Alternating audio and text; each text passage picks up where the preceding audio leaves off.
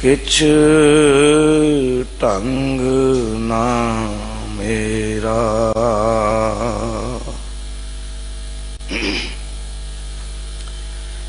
क्या मुँह ले बोले गुण बिहू,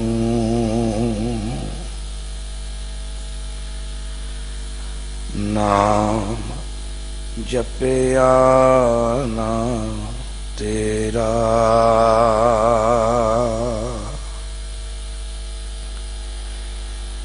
हम पापी संग गुरु बरे,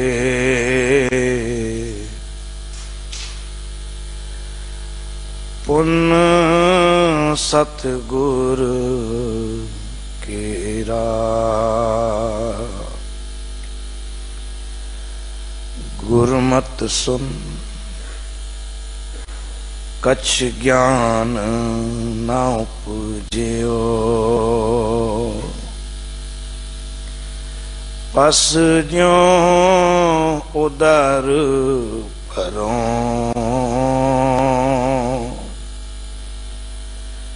कहो नानक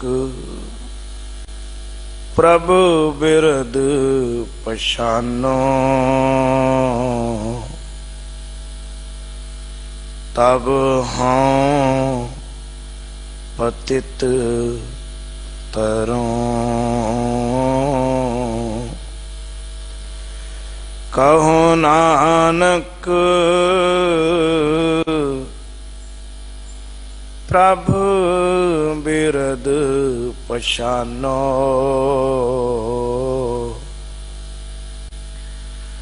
तब हाँ पतित तरों।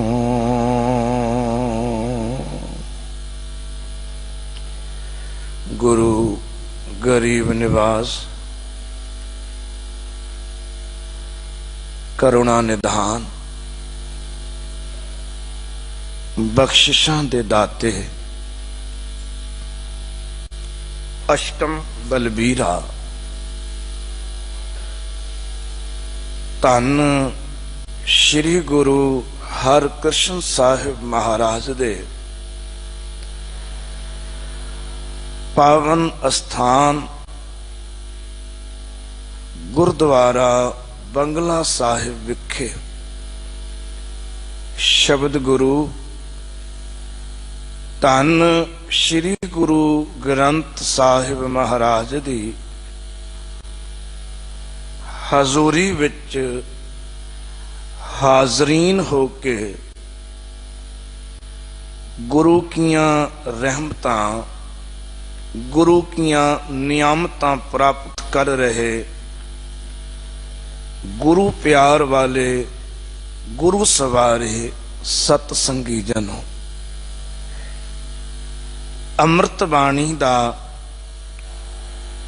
रस भिन्ना कीर्तन अमृत वेले तो इस पावन अस्थान ते चल रहा है, जो आप समूह संगतां ने इस पावन अस्थान ते विराजमान होके टीवी या सोशल मीडिया के माध्यम दे राहीं सरवण कीता है। हुण पवित्र बाणी दी चल रही लड़ीवार विचार का समा है। चलदी लड़ी अनुसार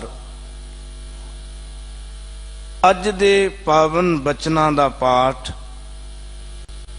आप जियां ने अति सत्कारयोग सिंह साहिब ज्ञानी रणजीत सिंह जी पासों बहुत ही प्यार नाल सरवण कीता है। हजूर दे इन्हां पवित्र बचनां दा इन्हां पावन बचनां दा दी विचार ते व्याख्या करन तो पहला आओ अपनी मनोवृत्ति नूं गुरु दे चरनां नाल जोड़िए, क्योंकि शब्द और सुरत का जद तक मेल नहीं हुंदा उदों तक रिजल्ट सामने नहीं आते। शब्द वरतदा रवे और सुरत ना उसनों सुन सके ना ग्रहण कर सके ते उसका लाभ सानू नहीं मिलेगा।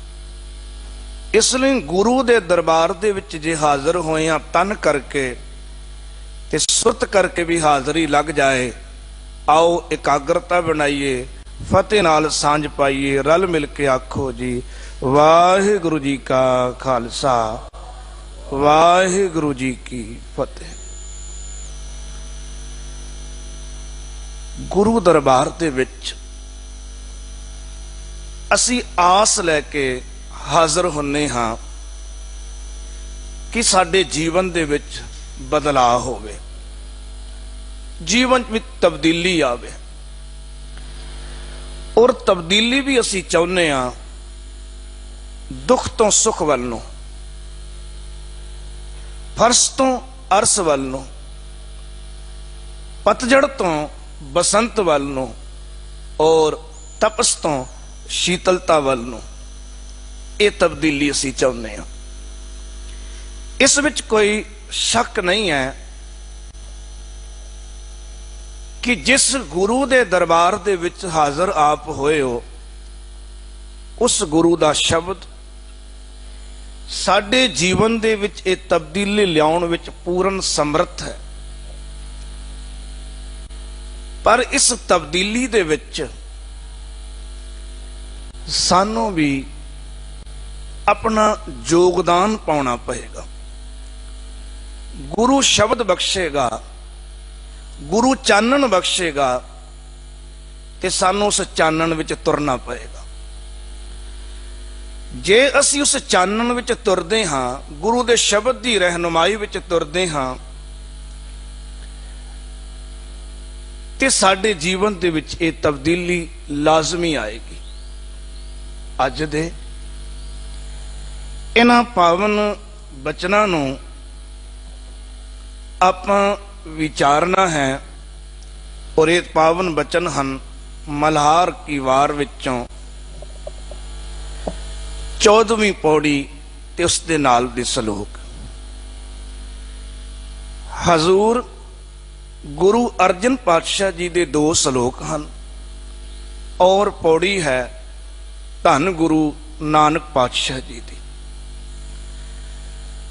हजूर धन गुरु ग्रंथ साहिब महाराज दे पावन अंग 1284 उत्ते ये बचन सुभाईमान हैं।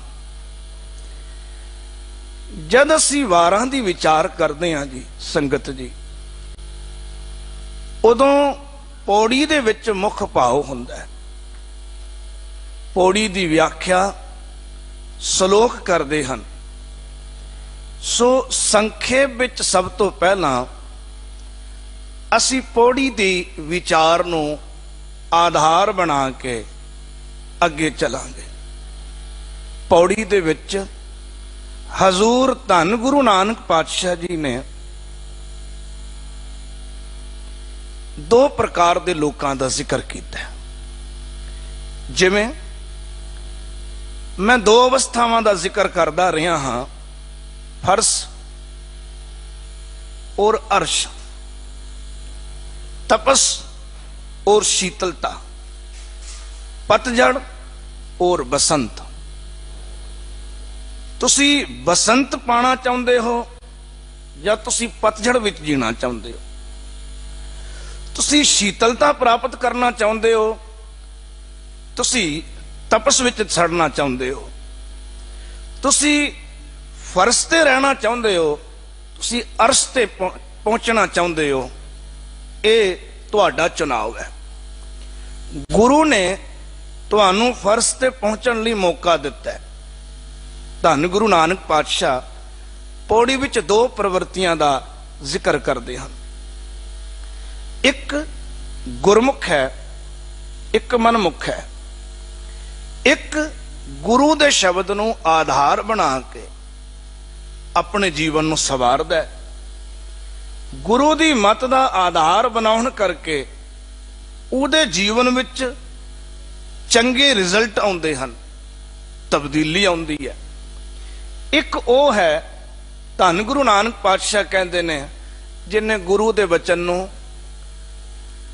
ਅਹਿਮੀਅਤ ਨਾ ਦਿੱਤੀ, ਆਪਣੀ ਸਿਆਣਪ ਨੂੰ ਅਹਿਮੀਅਤ ਦਿੱਤੀ, ਆਪਣੀ ਚਤੁਰਾਈ ਨੂੰ ਅਹਿਮੀਅਤ ਦਿੱਤੀ, ਉਹਦੇ ਵੀ ਜੀਵਨ ਵਿੱਚ ਤਬਦੀਲੀ ਆਈ, ਪਰ ਉਹ ਨਿਵਾਣ ਵੱਲ ਨੂੰ ਆਈ, ਉੱਤੇ ਨੂੰ ਨਹੀਂ ਗਿਆ। ਉਸ ਦੀ ਤਪਸ ਘਟੀ ਨਹੀਂ, ਉਸ ਦੀ ਤਪਸ ਵਧੀ। ਸਤਿਗੁਰੂ ਗੁਰੂ ਨਾਨਕ ਪਾਤਸ਼ਾਹ ਜੀ ਹਰੇਕ ਪੰਕਤੀ 'ਚ ਕੀ ਕਹਿੰਦੇ ਹਨ, ਉਹ ਤਾਂ ਆਪਾਂ ਬਾਅਦ ਵਿੱਚ ਵਿਚਾਰਨਾ। ਸ਼ਲੋਕ ਵਿੱਚ ਵੀ ਧੰਨ ਗੁਰੂ ਅਰਜਨ ਦੇਵ ਮਹਾਰਾਜ ਨੇ ਇਹ ਦੋ ਅਵਸਥਾਵਾਂ ਦਾ ਜ਼ਿਕਰ ਕੀਤਾ। ਇਹ ਦੋਵੇਂ ਅਵਸਥਾਵਾਂ ਸਾਡੇ ਆਪਣੇ ਕਰਮਾਂ ਕਰਕੇ ਹੁੰਦੀਆਂ ਹਨ। ਜੇ ਅਸੀਂ ਗੁਰੂ ਦੀ ਰਹਿਨੁਮਾਈ ਵਿੱਚ ਤੁਰਦੇ ਹਾਂ ਤਾਂ ਚੰਗੀ ਅਵਸਥਾ, ਜੇ ਮਨ ਦੀ ਰਹਿਨੁਮਾਈ ਵਿੱਚ ਤੁਰਦੇ ਹਾਂ ਤੇ ਮੰਦੀ ਅਵਸਥਾ। ਉਦਾਹਰਨ ਵਜੋਂ, ਕਿਉਂਕਿ ਆਪਾਂ ਗੱਲ ਸਮਝਣੀ ਹੈ, ਬਚਨ ਪੜ੍ਹ ਰਹੇ ਹਾਂ, ਬਚਨ ਸੁਣ ਰਹੇ ਹਾਂ, ਔਰ ਜੇ ਜੀਵਨ ਵਿੱਚ ਤਬਦੀਲੀ ਨਹੀਂ ਆ ਰਹੀ ਤਾਂ ਕਮੀ ਕਿੱਥੇ ਰਹਿ ਰਹੀ ਹੈ, ਇਹ ਵਿਚਾਰਨਾ ਲਾਜ਼ਮੀ ਹੈ, ਜ਼ਰੂਰੀ ਹੈ। ਇਸ ਲਈ ਇਸ ਗੱਲ ਨੂੰ ਸਮਝੀਏ ਜੋ ਪਾਤਸ਼ਾਹ ਜੀ ਨੇ ਸਮਝਾਇਆ ਹੈ। ਜਦ ਤੱਕ ਉਹ ਸਾਰ ਸਾਡੀ ਬੁੱਧੀ ਵਿੱਚ ਨਹੀਂ ਬੈਠੇਗਾ, ਸਤਸੰਗਤ ਕਰਨ ਦਾ ਪੂਰਨ ਲਾਭ ਸਾਨੂੰ ਪ੍ਰਾਪਤ ਨਹੀਂ ਹੋਏਗਾ। ਉਦਾਹਰਨ ਵਜੋਂ, ਇੱਕ ਕਿਸਾਨ ਹੈ ਤੇ ਕਿਸਾਨ ਦੇ ਦੋ ਪੁੱਤਰ ਨੇ। ਕਿਸਾਨ ਦੇ ਦੋ ਪੁੱਤਰ ਨੇ ਸਾਧ ਸੰਗਤ ਜੀ। ਉਹ ਆਪਣੇ ਦੋਵੇਂ ਪੁੱਤਰਾਂ ਨੂੰ ਆਪਣੀ ਖੇਤੀਬਾੜੀ ਦੇ ਕਿੱਤੇ ਦੇ ਬਾਰੇ ਪੂਰੀ ਜਾਣਕਾਰੀ ਦਿੰਦਾ ਹੈ। ਜਦੋਂ ਖੇਤ ਵਿੱਚ ਕੰਮ ਕਰਨ ਜਾਂਦਾ ਹੈ, ਪੈਲੀ ਵਿੱਚ ਕੰਮ ਕਰਨ ਜਾਂਦਾ ਹੈ, ਤਾਂ ਦੋਵਾਂ ਨੂੰ ਨਾਲ ਲੈ ਕੇ ਜਾਂਦਾ ਹੈ, ਦੋਵਾਂ ਨੂੰ ਬਰਾਬਰ ਗੱਲ ਸਮਝਾਉਂਦਾ ਹੈ। ਇੱਕ ਗੌਰ ਨਾਲ ਸੁਣਦਾ ਹੈ, ਇੱਕ ਅਣਗਹਿਲੀ ਕਰਦਾ ਹੈ। ਅਜੇ ਤੇ ਪਿਤਾ ਕਮਾ ਰਿਹਾ ਸੀ, ਕੋਈ ਸਿਰ ਤੇ ਮੁਸੀਬਤ ਵੀ ਨਾ ਆਈ, ਪਰ ਹੁਣ ਪਿਤਾ ਨੇ ਫੈਸਲਾ ਕਰ ਲਿਆ ਵੀ ਮੈਂ ਬਹੁਤ ਕਮਾ ਲਿਆ, ਹੁਣ ਇਹ ਮੇਰੇ ਦੋਵੇਂ ਪੁੱਤਰ ਵੱਡੇ ਹੋ ਗਏ ਹਨ, ਹੁਣ ਮੈਂ ਇਹਨਾਂ ਦੋਵਾਂ ਦਾ ਹਿੱਸਾ ਦੇ ਦਿੰਨਾ। ਆਪੋ ਆਪਣੇ ਤਰੀਕੇ ਨਾਲ ਜੀਵਨ ਜੀਉਣਗੇ, ਆਪੋ ਆਪਣੀ ਕਿਰਤ ਕਰਨਗੇ। ਮੈਂ ਦੋਵਾਂ ਨੂੰ ਸਿਖਾਉਣ ਲੱਗਿਆ, ਸਮਝਾਉਣ ਲੱਗਿਆ, ਕਦੇ ਭੇਦ ਨਹੀਂ ਕੀਤਾ, ਕਦੇ ਫਰਕ ਨਹੀਂ ਕੀਤਾ। ਇਸ ਲਈ ਉਹਨੇ ਦੋਵਾਂ ਬੱਚਿਆਂ ਨੂੰ ਬਰਾਬਰ ਜ਼ਮੀਨ ਦੇ ਹਿੱਸੇ ਦੇ ਦਿੱਤੇ। ਹੁਣ ਉਹ ਦੋਵੇਂ ਆਪੋ ਆਪਣਾ ਕੰਮ ਕਰਨ ਲੱਗ ਪਏ। ਇੱਕ ਨੇ ਪਿਤਾ ਦੀ ਗੱਲ ਉੱਤੇ ਅਮਲ ਕੀਤਾ, ਔਰ ਅਮਲ ਕਰਕੇ ਜਿਹੜੇ ਬੀਜਾਂ ਦੀ ਗੱਲ ਪਿਤਾ ਨੇ ਕਹੀ ਸੀ, ਉਹ ਬੀਜ ਆਪਣੇ ਖੇਤ ਵਿੱਚ ਬੀਜ ਲਏ। ਉਹ ਬੀਜ ਆਪਣੇ ਖੇਤ ਵਿੱਚ ਬੀਜ ਲਏ। ਜਿਹੜੀ ਰੁੱਤ ਵਿੱਚ ਜਿਹੜਾ ਬੀਜ ਬੀਜਣ ਦੀ ਗੱਲ ਕੀਤੀ ਸੀ, ਉਹ ਰੁੱਤ ਨੂੰ ਵੀ ਯਾਦ ਰੱਖਿਆ, ਔਰ ਉਹਨਾਂ ਰੁੱਤਾਂ ਵਿੱਚ ਉਹ ਬੀਜ ਬੀਜਦੇ ਰਹੇ। ਜਿਵੇਂ ਉਹਨਾਂ ਬੀਜਾਂ ਦੀ, ਉਸ ਫਸਲ ਦੀ ਸੰਭਾਲ ਕਰਨ ਦੀ ਪਿਤਾ ਨੇ ਗੱਲ ਸਮਝਾਈ ਸੀ, ਉਹ ਵੀ ਸਮਝਾਉਂਦਾ, ਉਹ ਉਸੇ ਤਰੀਕੇ ਨਾਲ ਸੰਭਾਲ ਕਰਦਾ ਰਿਹਾ। ਦੂਜੇ ਪਾਸੇ ਉਹ ਜਿਹੜਾ ਦੂਜਾ ਪੁੱਤ ਹੈ, ਉਹਨੂੰ ਤੇ ਅੱਧੀਆਂ ਗੱਲਾਂ ਯਾਦ ਵੀ ਨਹੀਂ, ਕਿਉਂਕਿ ਉਹ ਗੌਰ ਹੀ ਨਹੀਂ ਸੀ ਕਰਦਾ ਪਿਤਾ ਦੀ ਗੱਲ ਵੱਲ। ਉਹਦਾ ਧਿਆਨ ਤੇ ਹੋਰ ਪਾਸੇ ਰਹਿੰਦਾ ਸੀ, ਹੋਰ ਖੇਡਾਂ 'ਚ ਰਹਿੰਦਾ ਸੀ। ਪਿਤਾ ਜਦੋਂ ਸਮਝਾਉਂਦਾ ਸੀ, ਉਹਨੇ ਗੌਰ ਨਹੀਂ ਕੀਤੀ, ਔਰ ਜਿਹੜੀਆਂ ਗੱਲਾਂ ਕੁਝ ਯਾਦ ਵੀ ਨੇ, ਉਹਨਾਂ ਨੂੰ ਅਮਲ ਵਿੱਚ ਨਾ ਲਿਆਂਦਾ। ਨਾ ਬੀਜ ਵਧੀਆ ਬੀਜੇ, ਨਾ ਰੁੱਤ ਵਧੀਆ ਚੁਣੀ, ਔਰ ਨਾ ਜੇ ਮਾੜੇ ਮੋਟੇ ਉੱਗੇ ਵੀ ਤਾਂ ਉਹਨਾਂ ਦੀ ਸੰਭਾਲ ਨਾ ਕੀਤੀ। ਹੁਣ ਕਿਉਂਕਿ ਗੁਰਬਾਣੀ ਵੀ ਇਹ ਗੱਲ ਕਹਿ ਰਹੀ ਹੈ, ਕਹਿੰਦੇ ਨੇ ਖੇਤ ਸ਼ਰੀਰ ਜੋ ਬੀਜੀ ਹੈ ਸੋ ਅੰਤ ਖਲੋਆ ਆਏ। ਜਿਵੇਂ ਖੇਤ ਵਿੱਚ ਜੋ ਬੀਜੋਗੇ ਉਹੀ ਰਿਜ਼ਲਟ ਤੁਹਾਡੇ ਸਾਹਮਣੇ ਆਏਗਾ। ਵੈਸੇ ਗੁਰਬਾਣੀ ਕਹਿੰਦੀ ਹੈ ਸ਼ਰੀਰ ਦੇ ਰਾਹੀਂ ਵੀ ਜਿਹੜੇ ਕਰਮਾਂ ਰੂਪੀ ਬੀਜ ਤੁਸੀਂ ਆਪਣੇ ਜੀਵਨ ਵਿੱਚ ਬੀਜੋਗੇ, ਉਹਦਾ ਹੀ ਰਿਜ਼ਲਟ ਤੁਹਾਡੇ ਸਾਹਮਣੇ ਆਏਗਾ। ਜਿਹੋ ਜਿਹੇ ਬੀਜ ਉਹ ਬੀਜ ਤੁਸੀਂ ਚੁਣਨੇ ਨੇ, ਔਰ ਬੀਜ ਚੁਣਨ ਦੀ ਮਤ ਗੁਰੂ ਤੋਂ ਲੈਣੀ ਹੈ। ਯਾਨੀ ਕਰਮ ਕਰਨ ਦੀ ਮਤ ਗੁਰੂ ਤੋਂ ਲੈਣੀ ਹੈ, ਗੁਰਮਤ ਗੁਰੂ ਤੋਂ ਲੈਣੀ ਹੈ। हुण जिसने चंगे बीज बीजे उहदे घर चंगी फसल आई, चंगी फसल आई तां उहदे वट्टे विच चंगा धन बन गया। हुण चंगा धन है ते सुख सुविधावां ने, सुख सुविधा आ गईयां ते हासा खेडा है, सारा परिवार खुश है। जिन्ने बीज सही ढंग नाल ना बीजे, मैं शब्द की ही गल कर रहा, शब्द तो बाहर नहीं है, जिन्ने बीज सही ढंग नाल ना बीजे, सुभाविक गल है घर विच फसल नहीं सी आउणी, नहीं आई उहदे बदले पैसे नहीं, पैसे नहीं ते घर विच तंगी है। हुण तंगी है तां दुखी हो रहा, तप रहा, बेचैन है। पर हैरानी की गल यह है, अपने भरा वल वेख के ये तप रहा है, ਇਹਦੇ ਕੋਲ क्यों आया?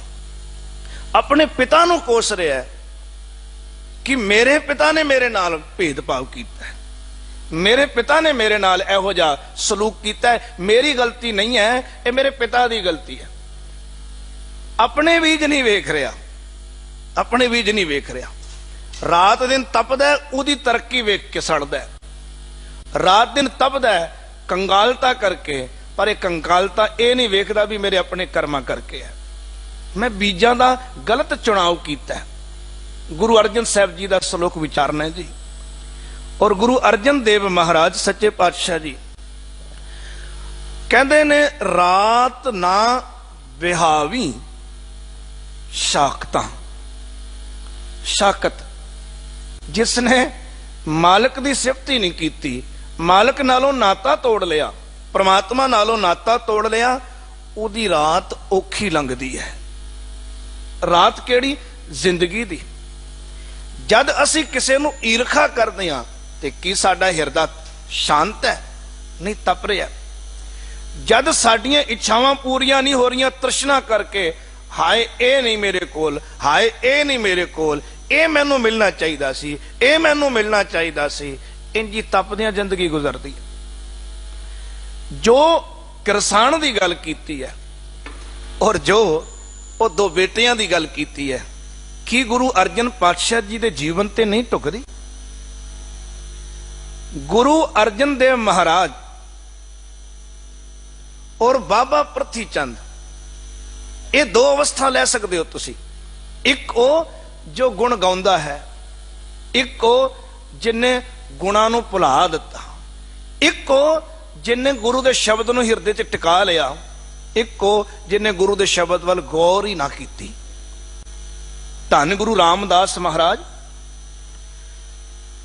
वो जो उपदेश गुरु अर्जन देव महाराज नूं कर रहे हैं, वही उपदेश बाबा पृथ्वी चंद जी नूं भी कर रहे हैं।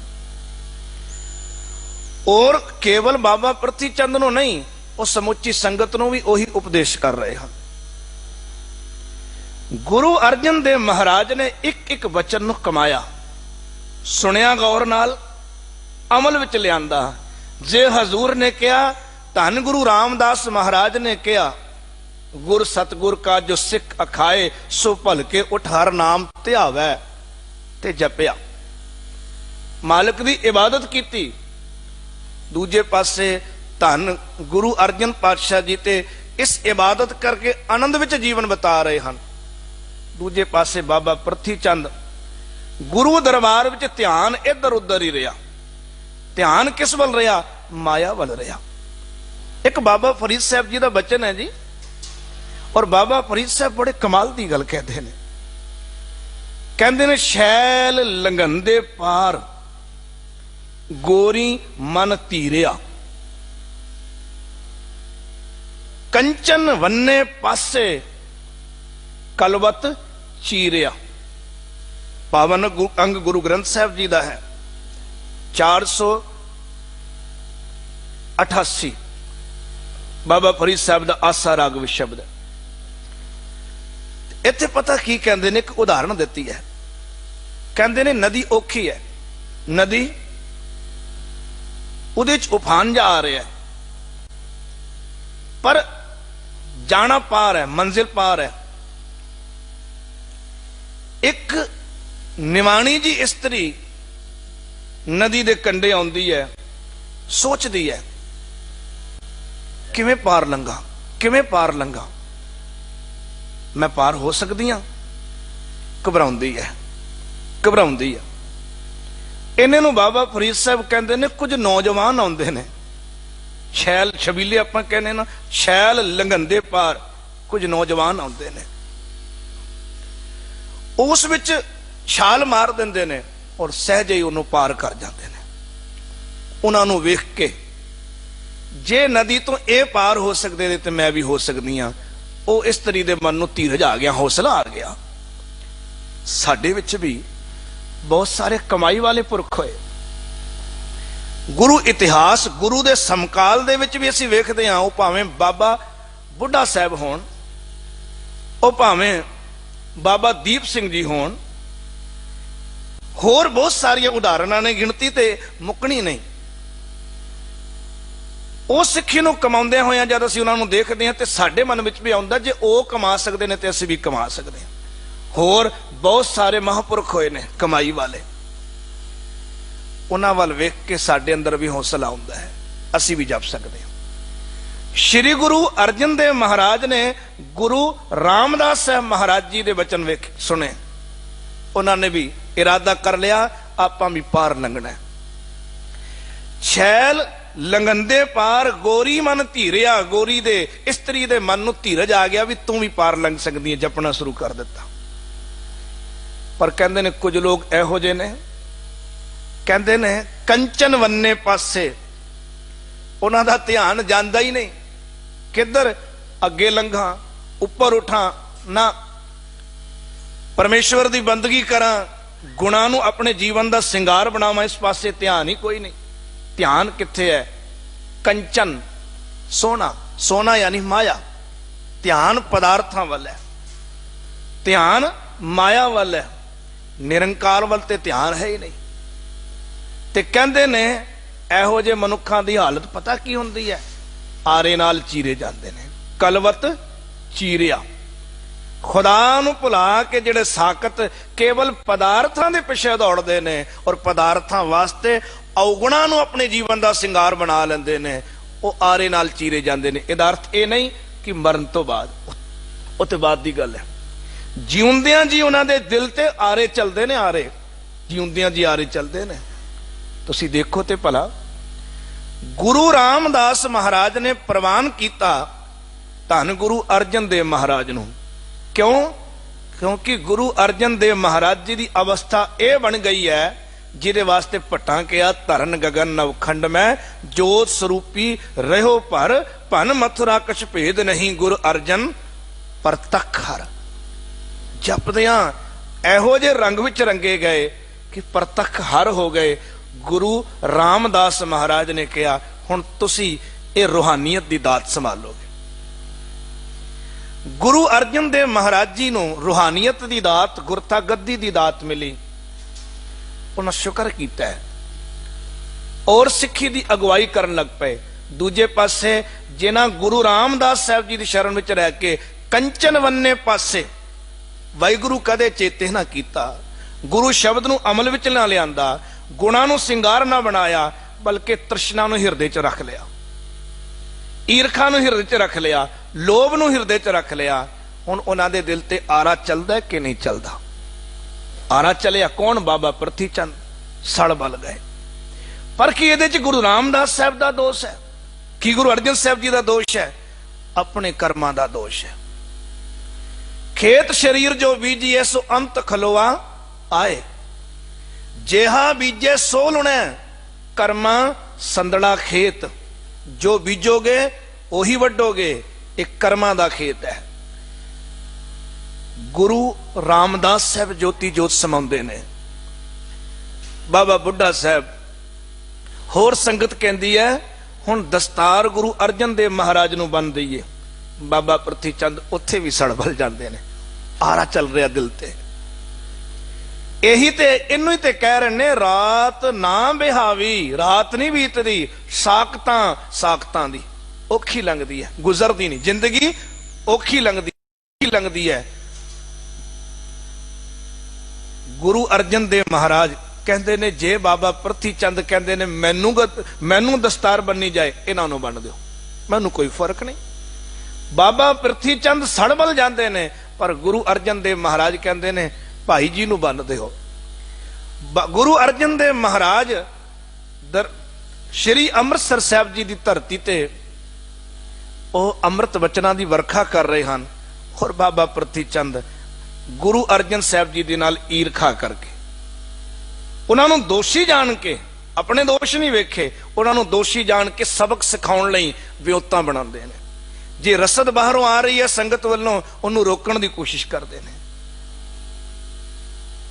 जे लंगर दे विच एक वक्त इहो जिहा आया कि भुजे छोले ही चले तो उदों भी गुरु अर्जन देव महाराज कहते ने रूखो भोजन भूम सैन सखी परिया संग सूख विहात। जिहड़ा बंदगी च जुड़ जाता ना, सबर संतोख जी के जीवन का सिंगार बन जाता है। वो तो रुखा भोजन भी खा के थले जमीन ते सो के भी प्यारे दे रंग विच रंगिया रहिंदा, उहदी जिंदगी आनंद विच कटदी है। पर जिन्हें साकत ने मालिक नूं ही भुला दिता, जिन्हें अपने जीवन विच ही कंडे बीज लए, उहदी जिंदगी औखी लंघदी है, क्योंकि उन्हें अपने जीवन के रस्ते च खुद कंडे बीजे हैं। बाबा प्रथी चंद पूरी जिंदगी कदे सुलही खान नूं कदे सुलभी खान नूं लैके आउंदे ने। धन गुरु अर्जन देव महाराज जी नूं रस्ते तो हटाउण लई और धन गुरु अर्जन देव महाराज, धन गुरु अर्जन देव महाराज अरदास करते ने, राख ले हो भाई मेरे को। बीमार हो गए तां भी अरदास करते ने। सानू प्रथी चंद जी की वृत्ति नहीं सीखनी, सानू गुरु अर्जन साहब जी की वृत्ति सीखनी है। सानू गुरु अर्जन साहब जी की वृत्ति सीखनी। ताइयों ते अज इत्थे अरदास केवल सिखां दी नहीं हुंदी, नहीं हुंदी।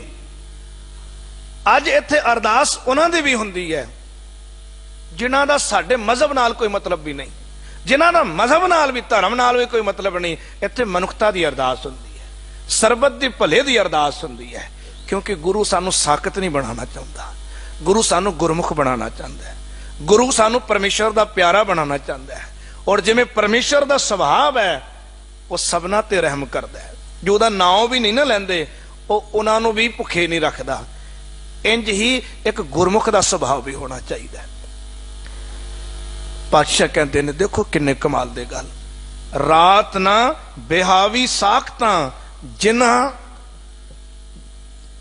जिन्हां विसरै नाओ। जिन्हां नूं नाओ भुल जांदा ना उन्हां दी जीवन दी रात औखी लंघदी है। ताइयों ते पातशाह गुरु अर्जन देव महाराज तत्ती तवी ते बैठ के भी ठंडे हैं और बाबा प्रथी चंद सब सुख सुविधावां प्राप्त करके भी तपदे पए हैं। एक होर उदाहरण कमाल दी प्राप्त हुंदी है इतिहास विचों, और उदाहरण पता किहड़ी है? भाई मनसुख सिंगला दीप जांदे ने, गुरु नानक दी सिक्खी दी दात ले लई। अगे व्यापार करदे सी, व्यापारी सी, धन बहुत सी, पर आनंद नहीं सी, खेड़ा नहीं सी। हुण गुरु नानक ने जुगती दे दिती है, किरत दे नाल कीर्ति दी, किरत दे नाल ईमान दी, क्योंकि नाल ईमान भी दिता है, धर्म भी दिता है। केवल ऐसा नहीं समझ लेना कि असी केवल एक अखर दे जाप दे नाल धार्मिक बन जाने हैं। अखर किस दा है? परमात्मा दा नाम, परमात्मा दे नाम दा। पर उस अखर दे नाल नाल उस मालिक दे गुण भी साडे जीवन विच आउण तां साडे जीवन च खेड़ा हुंदा। खैर मैं संखेप विच गल करां, क्योंकि अगे होर बहुत सारे बचन ने जिहड़े विचारने हैं। भाई मनसुख सिंगला दीप जांदे ने, उत्थे राजे वालों हुक्म है कि सारियां वर्त रखना, पर सिख गुरु का हुक्म मानदा है। आप छकदे ते दूजिआं नूं आवाज़ां मारदे। जेल विच डक दिते गए, जेल विच ने और राजा उत्थों दा वो रात नूं अपने दरबार दे विच वो नृत वेखदा है। उत्थे नशे दे दौर चलते ने, जिन्हों बंदा कहता ना भी ऐश, जिन्हों कहता मौज, शब्द नूं छड्ड के कई बारी की हुंदा है लोग कहते चलो भी क्लबां चलीए, उत्थे मजा आएगा, उत्थे आनंद आएगा। ऐसा ही समझो राजे का दरबार, जिथे असी भी सोचते हैं, कई बारी साडे विचों बहुत सारे सोचते उत्थे आनंद है, दरबार विच की है, गुरु शब्द विच की है, ऐसा सोचते हैं। हुण ये दोवें ही गल्लां ने सामने जी। ਇੱਕ ਨੇ ਆਪਣੇ ਇਸ ਘਰ ਵਿੱਚ ਹੀ ਮਾਨੋ ਕਲੱਬ ਹੀ ਲਗਾਇਆ ਹੋਇਆ। ਰਾਜਿਆਂ ਦੇ ਦਰਬਾਰ ਤੁਹਾਨੂੰ ਪਤਾ ਹੀ ਕਿਹੋ ਜਿਹੇ ਹੁੰਦੇ ਸੀ। ਨੱਚਣ ਵਾਲੀਆਂ ਨੱਚ ਰਹੀਆਂ ਨੇ, ਦੌਰ ਚੱਲਿਆ ਨਸ਼ੇ ਦਾ, ਜਿਹਨੂੰ ਲੋਕ ਐਸ਼ ਕਹਿੰਦੇ ਨੇ। ਕੁਝ ਇਸ ਪ੍ਰਕਾਰ ਦਾ ਕੰਮ ਚੱਲ ਰਿਹਾ। ਰਾਜਾ ਜਦ ਦੇਰ ਰਾਤ ਤੱਕ ਇਹ ਸਭ ਕੁਝ ਚੱਲਦਾ ਰਿਹਾ, ਰਾਜਾ ਆਪਣੇ ਆਰਾਮ ਗਾਹ ਦੇ ਵਿੱਚ ਜਾਂਦਾ ਹੈ ਆਰਾਮ ਕਰਨ ਵਾਸਤੇ। ਚਿੰਤਾਵਾਂ ਇੰਨੀਆਂ ਨੇ, ਹਿਰਦਾ ਤਪ ਰਿਹਾ। ਰਾਤ ਪਾਸੇ ਪਰਤਦਿਆਂ ਗੁਜ਼ਰ ਗਈ, ਔਰ ਪਾਸੇ ਪਰਤਦਿਆਂ ਗੁਜ਼ਰ ਗਈ ਜਦ ਕਿ ਪੱਖਾ ਕਰਨ ਵਾਲੇ ਨੇ, ਜਦ ਕਿ ਥੱਲੇ ਮਖਮਲੀ ਗੱਦੇ ਨੇ, ਜਦ ਕਿ ਇਤਰ ਫੁਲੈਲਾਂ ਦੀ ਮਹਿਕ ਆ ਰਹੀ ਹੈ। ਹਰ ਇੱਕ ਪ੍ਰਕਾਰ ਦਾ ਸਰੀਰਕ ਆਰਾਮ ਉੱਥੇ ਮੌਜੂਦ ਹੈ, ਪਰ ਮਨ ਨੂੰ ਆਰਾਮ ਦੇਣ ਵਾਲੀ ਦਵਾ ਨਹੀਂ ਹੈ। ਨਸ਼ਾ ਵੀ ਕੰਮ ਨਹੀਂ ਆ ਰਿਹਾ। ਅੱਧੀ ਰਾਤ ਗੁਜ਼ਰ ਗਈ, ਅੰਮ੍ਰਿਤ ਵੇਲੇ ਦਾ ਸਮਾਂ ਹੋ ਗਿਆ। ਕੰਨਾਂ ਵਿੱਚ ਆਵਾਜ਼ ਪਾਈ ਵੀ ਕੋਈ ਮਸਤੀ ਚ ਗਾ ਰਿਹਾ। ਪਤਾ ਕੀਤਾ ਕੌਣ ਇਸ ਵੇਲੇ ਇੰਨੇ ਆਨੰਦ ਵਿੱਚ ਗਾ ਰਿਹਾ ਹੈ। ਸਿਪਾਹੀ ਨੇ ਦੱਸਿਆ ਜੀ ਲਾਗੇ ਜਿਹੜਾ ਕੈਦਖਾਨਾ ਉੱਥੋਂ ਆਵਾਜ਼ ਆ ਰਹੀ ਹੈ। ਸਿਪਾਹੀ ਜਾ ਕੇ ਪਤਾ ਕਰਦਾ, ਕਹਿੰਦੇ ਜੀ ਇਹ ਤੇ ਕੈਦੀ ਗਾ ਰਿਹਾ ਜਿਹੜਾ ਤੁਸੀਂ ਕੱਲ ਕੈਦ ਕਰਾਇਆ, ਜਿਹਨੂੰ ਕੱਲ ਫੈਸਲਾ ਸੁਣਾਇਆ ਜਾਏਗਾ ਸਜ਼ਾ ਦਾ। ਉਹ ਹੈਰਾਨ ਹੁੰਦਾ, ਐਸਾ ਕੀ ਹੈ ਇਹਦੇ ਕੋਲ? ਇਹਨੂੰ ਚਿੰਤਾ ਨਹੀਂ, ਇਹਦਾ ਮਨ ਨਹੀਂ ਤਪ ਰਿਹਾ, ਇਹਦੀ ਰਾਤ ਏਡੀ ਮਸਤੀ ਚ ਕੱਟ ਰਹੀ ਹੈ, ਜਦ ਕਿ ਇਹਨੂੰ ਸਵੇਰੇ ਸਜ਼ਾ ਸੁਣਾਈ ਜਾ ਰਹੀ ਹੈ। ਇਹਨੂੰ ਤਾਂ ਚਿੰਤਾ ਹੋਣੀ ਚਾਹੀਦੀ ਹੈ। ਮੈਂ ਰਾਜਾ ਹਾਂ, ਮੇਰੀ ਤਪਦਿਆਂ ਕੱਟ ਰਹੀ ਹੈ, ਐਸਾ ਕੀ ਹੈ? ਫਿਰ ਉਹ ਬੁਲਾਉਂਦਾ ਭਾਈ ਮਨਸੁਖ ਨੂੰ, ਔਰ ਭਾਈ ਮਨਸੁਖ ਨੂੰ ਪੁੱਛਦਾ ਹੈ ਤੇਰੇ ਕੋਲ ਐਸਾ ਕੀ? ਕਹਿੰਦੇ ਗੁਰੂ ਨਾਨਕ ਦੀ ਜੁਗਤੀ। ਚਾਹੋ ਤੇ ਤੁਸੀਂ ਗੁਰੂ ਸ਼ਬਦ ਨਾਲ ਜੁੜ ਕੇ ਫਰਜ਼ ਤੋਂ ਅਰਸ ਤੱਕ ਜਾ ਸਕਦੇ ਹੋ, ਤਪਸ ਤੋਂ ਸ਼ੀਤਲਤਾ ਤੱਕ ਜਾ ਸਕਦੇ ਹੋ, ਪਰ ਸ਼ਬਦ ਨਾਲ ਤੁਹਾਨੂੰ ਖੁਦ ਜੁੜਨਾ ਪਏਗਾ, ਖੁਦ ਉਦਮ ਕਰਨਾ ਪਏਗਾ, ਖੁਦ ਉੱਪਰ ਉੱਠਣ ਦੀ ਇੱਛਾ ਬਣਾਣੀ ਪਏਗੀ। ਅਗਲੀ ਪੰਕਤੀ ਵਿਚਾਰਦੇ ਹਾਂ। ਰਾਤੀ ਦਿਨ ਸੁਹੇਲੀਆਂ, ਰਾਤ ਤੇ ਦਿਨ ਸੁਖ ਵਿੱਚ ਬੀਤਦੇ ਨੇ। ਕਿਹਨਾਂ ਦੇ ਜੀ? ਕਹਿੰਦੇ ਨੇ ਹਜ਼ੂਰ ਸੱਚੇ ਪਾਤਸ਼ਾਹ ਜੀ ਕਹਿੰਦੇ ਨੇ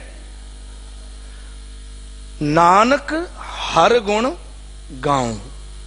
ਜਿਹੜੇ ਮਾਲਕ ਦੇ ਗੁਣ ਗਾਉਂਦੇ ਨੇ ਨਾ, ਉਹਦੀ ਸਿਫਤ ਕਰਦੇ ਨੇ, ਉਹਨਾਂ ਦਾ ਰਾਤ ਤੇ ਦਿਨ ਸੌਖਾ ਬੀਤਦਾ ਹੈ। ਯਾਨੀ ਉਹਨਾਂ ਦੀ ਜ਼ਿੰਦਗੀ ਆਨੰਦ ਵਿੱਚ ਬੀਤਦੀ ਹੈ। ਪਰਿਸਥਿਤੀਆਂ ਕੁਝ ਵੀ ਹੋਣ, ਦੇਖੋ ਜੀ ਸੰਸਾਰ ਦੇ ਵਿੱਚ ਔਰ ਸਾਡੇ ਜੀਵਨ ਵਿੱਚ ਪਰਿਸਥਿਤੀਆਂ ਹਮੇਸ਼ਾ ਇੱਕੋ ਜਿਹੀਆਂ ਨਹੀਂ ਹੁੰਦੀਆਂ। ਦੁੱਖ ਔਰ ਸੁੱਖ ਇਹ ਜੀਵਨ ਦਾ ਸ਼ਿੰਗਾਰ ਹੈ। ਇਸ ਦੁੱਖ ਔਰ ਸੁੱਖ ਵਿੱਚ ਵੀ, ਹਰੇਕ ਪਰਿਸਥਿਤੀ ਵਿੱਚ ਵੀ ਖਿੜੇ ਰਹਿਣਾ, ਇਹ ਸਾਨੂੰ ਗੁਰੂ ਦਾ ਸ਼ਬਦ ਸਿਖਾਉਂਦਾ ਹੈ। ਪਰਿਸਥਿਤੀਆਂ ਜਿਵੇਂ ਅੱਜ ਕੁਝ ਕਠਿਨ ਨੇ, ਔਖੀਆਂ ਨੇ, ਕੱਲ ਨੂੰ ਸੌਖੀਆਂ ਹੋਣਗੀਆਂ। ਅੱਜ ਜਿਹੜਾ ਕਦੇ ਨਹੀਂ ਜਪਦਾ, ਉਹ ਵੀ ਕਈ ਵਾਰੀ ਕਹਿ ਰਹੇ ਵਾਹਿਗੁਰੂ ਬਚਾ। ਪਰ ਸਾਹਿਬ ਕਹਿੰਦੇ ਨੇ ਜੇ ਤੂੰ ਮਾਲਕ ਦੀ ਬੰਦਗੀ ਰੱਖੇ, ਮਾਲਕ ਦੀ ਸਿਫਤ ਸਲਾਹ ਵਿੱਚ ਜੁੜਿਆ ਰਵੇਂ, ਉਹਦੇ ਗੁਣਾਂ ਨੂੰ ਆਪਣੇ ਜੀਵਨ ਦਾ ਸ਼ਿੰਗਾਰ ਬਣਾਵੇਂ, ਤੇ ਤੇਰੇ ਜੀਵਨ ਚ ਹਮੇਸ਼ਾ ਆਨੰਦ ਬਣਿਆ ਰਹੇਗਾ। ਅਗਲਾ ਜਿਹੜਾ ਸ਼ਲੋਕ ਹੈ ਜੀ, ਉਹ ਆਪਾਂ ਵਿਚਾਰਦੇ ਹਾਂ ਕਿਉਂਕਿ ਸਮਾਂ ਸਮਾਪਤੀ ਵੱਲ ਵੱਧ ਰਿਹਾ ਹੈ। ਅਗਲੇ ਸ਼ਲੋਕ ਵਿੱਚ ਹਜ਼ੂਰ ਕਹਿੰਦੇ ਮਹਿਲਾ ਪੰਜਵਾਂ, ਗੁਰੂ ਅਰਜਨ ਸਾਹਿਬ ਦਾ ਬਚਨ ਹੈ, ਰਤਨ ਜਵੇਹਰ ਮਾਣਕਾ ਹੱਬੇ ਮਣੀ ਮਥਨ। ਰਤਨ ਜਵਾਹਰਾਤ ਮਾਣਕ ਹੱਬੇਦਾਰ ਤੇ ਸਾਰੇ ਮਣੀਆਂ ਮੱਥੇ ਉੱਤੇ ਚਮਕਦੀਆਂ ਹਨ। ਕਿਹਨਾਂ ਦੇ? ਜਿਹੜੇ ਸ਼ਬਦ ਨੂੰ ਜੀਵਨ ਦਾ ਆਧਾਰ ਬਣਾਉਂਦੇ ਨੇ। ਕਿਹੜੇ ਰਤਨ? ਵੈਸੇ ਤੇ ਦੁਨਿਆਵੀ ਤੌਰ ਤੇ ਇਹ ਸਾਰੀਆਂ ਚੀਜ਼ਾਂ ਬੜੀਆਂ ਕੀਮਤੀ ਮੰਨੀਆਂ ਜਾਂਦੀਆਂ ਨੇ, ਭਾਵੇਂ ਹੀਰੇ ਹੋਣ, ਮਾਣਕ ਹੋਣ, ਮੋਤੀ ਹੋਣ, ਸੋਨਾ ਹੋਵੇ, ਚਾਂਦੀ ਹੋਵੇ, ਬਹੁਤ ਕੁਝ। ਲੋਕ ਇਹਨਾਂ ਨੂੰ ਬਹੁਤ ਜ਼ਿਆਦਾ ਤਵੱਜੋ ਦਿੰਦੇ ਹਨ, ਅਸੀਂ ਵੀ ਦਿੰਦੇ ਹਾਂ। 1 ਲੱਖ ਦਾ ਹੀਰਾ ਆਪਣੀ ਅੰਗੂਠੀ ਵਿੱਚ ਲਵਾ ਲੈਂਦੇ ਹਾਂ, ਕਈ ਆਪਣੇ ਗਲੇ ਵਿੱਚ ਹੀਰੇ ਦੇ ਜਿਹੜੇ ਨੇ ਗਹਿਣੇ ਪਾਉਂਦੇ ਨੇ, ਕਈ ਆਪਣੇ ਮੱਥੇ ਤੇ ਪਾਉਂਦੇ ਨੇ। ਕਿਉਂ ਹੁੰਦਾ ਹੈ ਇਹ ਸਭ ਕੁਝ? ਕਿਉਂ ਪਾਇਆ ਜਾਂਦਾ ਹੈ? ਐਸਾ ਨਹੀਂ ਕਿ ਹੀਰਾ ਤੁਹਾਡੇ ਸਰੀਰ ਨੂੰ ਕੋਈ એનર્ਜੀ ਦੇ ਰਿਹਾ, ਐਸਾ ਨਹੀਂ ਕਿ ਕੋਈ ਮੋਤੀ ਤੁਹਾਡੇ ਸਰੀਰ ਨੂੰ ਕੋਈ ਤਾਕਤ ਦੇ ਰਿਹਾ, ਸਿਰਫ ਤੁਹਾਡਾ ਸੁਹੱਪਣ ਵਧਾ ਰਿਹਾ, ਫਿਰ ਸਿਰਫ ਤੁਹਾਨੂੰ ਲੋਕਾਂ ਦੇ ਸਾਹਮਣੇ ਅਮੀਰ ਦਿਖਾ ਰਿਹਾ। ਇਸੇ ਕਰਕੇ ਤੇ ਅਸੀਂ ਪਾਉਂਦੇ ਹਾਂ ਤਾਂ ਕਿ ਦੂਜਾ ਪ੍ਰਭਾਵਿਤ ਹੋਵੇ, ਲੋਕ ਪ੍ਰਭਾਵਿਤ ਹੋਣ, ਲੋਕਾਂ ਦੇ ਸਾਹਮਣੇ ਮੈਂ सोना बन जावां। इसे करके सिंगार किया जाता है, होर किसे काम दे नहीं है। हीरे जवाहरात बस सुपन नूं दर्शाउण वास्ते है। हजूर सच्चे पातशाह जी कहते ने कदे इहो जे गहने भी पाउण दी कोशिश की कि निरंकार खुश हो जाए। जिंदगी भर लोकां नूं प्रभावित करन दी गल करदा रहा है, लोकां वास्ते कपड़े पाउंदा रहा है। कदे रब वास्ते गुणां दे भी कपड़े पाए ने, कदे रब वास्ते परमेश्वर वास्ते गुणां दे भी हीरे मोती जड़े ने अपने जीवन ते नहीं। क्योंकि असी फर्श तो अर्श वल जाना ही नहीं चाहते। जे जाना चाहिए तो जरूर पहुंचांगे। देखो गुरु किस तरह खुश हुंदा है, किहड़े मोती। इतिहास विच बड़ी प्यारी घटना है, कई बार सुनी है तुसी, मैं केवल ये सारे मात्र गल करनी है। गुरु नानक पातशाह जी जाते हैं, एक पासे नगर दे विच वो मनुख है जिहदी आलीशान कोठी बनी हुई है, जिहड़ा अपने हाथे भी सोने दे हीरे जड़े हुए कड़े पाउंदा है, जिहदे गले विच भी गहने लदे हुए ने, और जिहदे कोल दूर दूर तो कई साधु आउंदे ने ते कई चीजां मंग के भी लै जांदे ने, जो ब्रह्म भोज भी करदा है। एक पासे उसे नगर दे बाहर कुछ गरीब कहे जाण वाले और जिन्हां नीवे भी कहा जाता सी, उन्हां दियां कुछ कुल्लियां ने, कखां दियां कुल्लियां ने। उत्थे रहण वालियां दे तन दे उत्ते, उत्थे जिहड़े रहण वाले ने उन्हां दे तन उत्ते एक भी गहना नहीं है। कपड़े भी टाकियां वाले ने, दरवाजे भी टुटे फुटे ने। और गुरु नानक किधर जाते ने? गुरु नानक महल वल नहीं जाते, हीरियां नाल जड़े हुए उस मनुख वल नहीं जाते। गुरु नानक उस झुग्गियां वल जाते ने, कखां दियां कुल्लियां वल जाते ने। और कखां दियां कुल्लियां दे विचों एक कुल्ली नूं जाके उहदे दरवाजे नूं खड़काउंदे ने, भाई दरवाजा खोल। अंदरों आउण वाला कहंदा है, देख के नूरानी चेहरे नूं, कहंदे जी मैनूं लगदा है तुसीं गलत पते ते आ गए हो। इह ते शूदरां दा घर है, लोग साडा चेहरा तक देख के खुश नहीं, लगदा तुसीं गलत पते विच आ गए हो। ओ सामने महल ने, ओ सामने नगर है, तुसीं उत्थे जाओ। हजूर गुरु नानक पातशाह जी कहंदे ने, भाई मैं सही पते ते आया, मैं तैनूं मिलण वास्ते आया। उधर दूजे पासे वो महलों वाला बाद नूं बुलाउंदा है, उहदा नाम है मलक भागो। वो बुलाउंदा है, गुरु पातशाह उहदे बुलावे ते नहीं जांदे, एक बुलाउंदा नहीं, वो बल्कि कहंदा तुसीं किसी होर पासे जाओ जी, तुसीं गलत पते ते आ गए हो। गुरु पातशाह कहंदे ने मैं तेरे कोल ही आया। कारण की है? एक हक मारदा है उहदे जीवन दे, उहदे शरीर ते भावें हीरे जवाहरात ने, उहदे शरीर ते भावें हीरे जवाहरात ने, पर उहदे पल्ले ते हक मारन दा, जुल्म करन दा, धक्का करन दा ये अवगुण ने, ये गंद भरिया होया उहदे विच। उधर दूजे पासे भाई लालो, जिहदे मत्थे ते सच्ची सुच्ची किरत करन वाला रतन चमकदा है, जिहदे मत्थे ते हक दी कमाई करन दा रतन चमकदा है, जिहदे हिरदे विच संतोख है, जिहदे हिरदे च निमरता है, अहंकार नहीं है। इहो जे रतन उहदे कोल ने। ते गुरु नानक इहो जे अमीरां कोल आउंदे जिन्हां कोल गुणां दे रतन ने। गुरु नानक उन्हां कोल नहीं आउंदा जिन्हां कोल केवल दुनियावी हीरे जवाहरात ने। इत्थे मैं ऐसा नहीं कह रहा भी दुनियावी जिन्हां कोल धन है गुरु नानक उन्हां तो प्रसन्न नहीं। दुनियावी धन किरत नाल है, सच दी किरत नाल कमाया गया होवे ते नाल रब्बी गुण भी होण तां गुरु नानक, क्योंकि रब्बी गुण देखदा, ये नहीं वेखदा कपड़े किन्ने।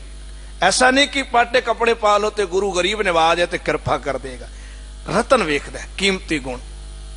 तो इत्थे कह रहे ने गुरु अर्जन देव महाराज रतन जवेहर माणका हब्बे मणि मथन नानक जो प्रभ भाणिया, जो प्रभु नूं भा जांदे ने, जो मालिक नूं चंगे लग जांदे ने। कहते ने नानक जो प्रभ भाणिया, जो मालिक नूं भा गए, सच्चे दर सोहन, वो सच्चे दे दर ते भी शोभदे ने, मालिक दे दर ते भी शोभदे ने। अगे पौड़ी वल आउंदे हां। पौड़ी जिहदा जिक्र असीं शुरू विच कीता सी, पातशाह जी ने दो अवस्थावां दा जिक्र कीता है, सच्चा सतगुर सेव सच संभालिया। जिन्हें सच्चे सतगुरु नूं सेविया। गुरु नानक नूं, गुरु नानक पातशाह जी का नाम है, आपां कही जाइए धन गुरु नानक, धन गुरु नानक, धन गुरु नानक।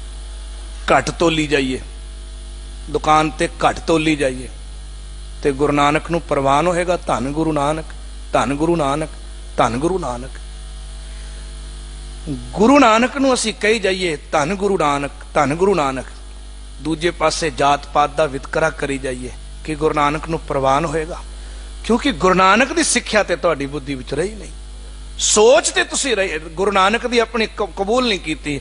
कल्ले नाम नाल गल नहीं चलेगी, क्योंकि गुरु नानक वो नाम नहीं है, गुरु नानक वो शब्द है, वो ज्ञान है। जब तक ज्ञान साडे जीवन का सिंगार नहीं बनेगा, अवस्था तब्दील नहीं होएगी, हालात नहीं बदलणगे।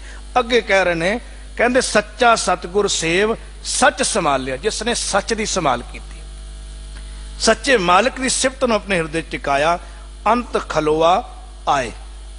जो तुसी बीज बीजे वही तुहाडे सामने रिजल्ट के रूप में आ गए, दुख और सुख के रूप में आ गए। मानो मैं सिमरन की जगह केवल पदार्थों वाले चित किया तो हुण शांति तो नहीं आएगी, चिंता ही आएगी, तपस आएगी। मानो मैं प्यार की जगह, हुण प्यार की जगह ईरखा नूं अपना लिया तो ईरखा की मैनू ठारेगी नहीं साड़ेगी। धन गुरु नानक पातशाह जी नहीं कहते, जियो तपत है बारो बार, तप रहा मन, पर कमाल की गल है तप तप खपै बहुत बेकार।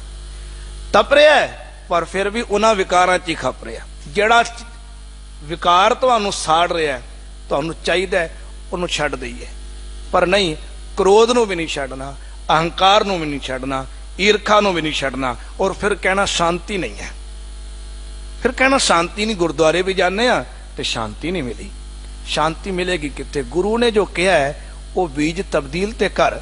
अगे बचन है, अंत खलोआ आए जिस सतगुर अगे घालिया।